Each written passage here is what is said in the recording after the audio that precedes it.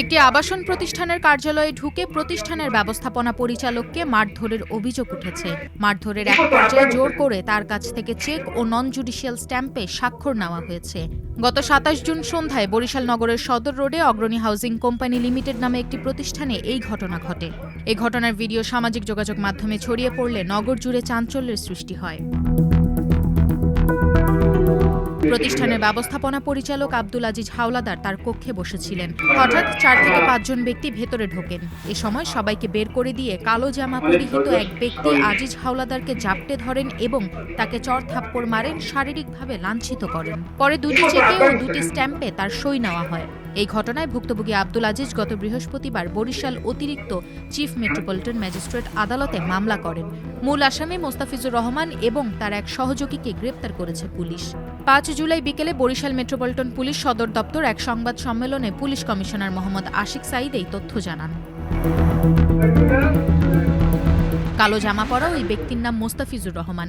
নগরের কাঠপট্টি এলাকার বাসিন্দা মোস্তাফিজুর রহমান বর্তমানে যুবদলের রাজনীতির সঙ্গে জড়িত থাকলেও তার কোনো পদ পদবি নেই। তার আরেক ভাই মাহবুবুর রহমান বরিশাল নগর স্বেচ্ছাসেবক দলের সাবেক সভাপতি বলে জানা গেছে। তবে মোস্তাফিজুর রহমানের ভাই মহানগর স্বেচ্ছাসেবক দলের সাবেক সভাপতি মাহবুবুর রহমান প্রথম আলোকে বলেন, ঘটনাটি সম্পর্কে আমি বিস্তারিত কিছু জানি না, তবে শুনেছি আমার ভাই ওই প্রতিষ্ঠানে দীর্ঘদিন ধরে যৌথভাবে ব্যবসা করে এবং অনেক বিনিয়োগ রয়েছে। এর বাইরে আমি কিছু জানি না। আটক করছে কেন এটা আমি জানি না। এখন বাকি আমার জানতে হইবে এখানে থানায় কেন আটক করছে, এটা ওই আরো লোকজন আছে, ইউটিউবের ভাই আছে, এরা আছে, এরা কেন আটক করছে পরে জানি। এখন পর্যন্ত আমি কিছুই জানি না, আটকের ব্যাপারে আমি জানি না। এটা অভিযোগ আছে লিটু ভাই যুবদল করে, লিটু ভাই আসলে কি যুবদল করে কিনা, দল করে কিনা আমি জানি না, আমি দলে আছে কিনা এটাও আমি জানি না, কিন্তু আমি প্রবাসী। টাকা পান আপনি, তাহলে উনি কিসের জন্য এইসবের ভিতরে জড়াই? ওনার টাকা, উনিও পার্টনার আমিও পার্টনার, বুঝছেন?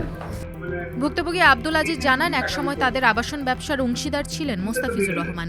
৩ বছর আগে বিনিয়োগের বিপরীতে তার মূলধন ও লভ্যাংশ হিসাব করে সমপরিমাণ জমি তাকে হস্তান্তরের মাধ্যমে হিসাব নিষ্পত্তি করা হয়। ওই সময় কোনো পাওনা নেই এমন অঙ্গীকারনামাও দেন মোস্তাফিজুর।